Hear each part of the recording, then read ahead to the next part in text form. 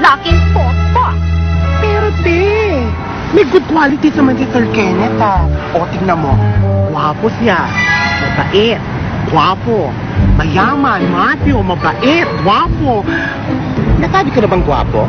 Sir Besa, hindi nga siya mabait. Babaero siya. Kukunin niya ang puso mo. Tudurugin niya. Hanggang sa wala na talagang matira.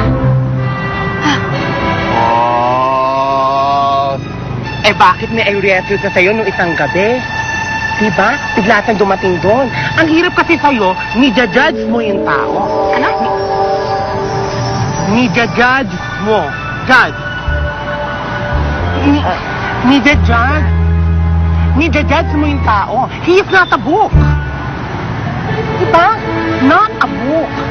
So, dapat, huwag mo husgahan yung tao dahil hindi mo naman nakikita na deep inside of him, mabuti siyang tao.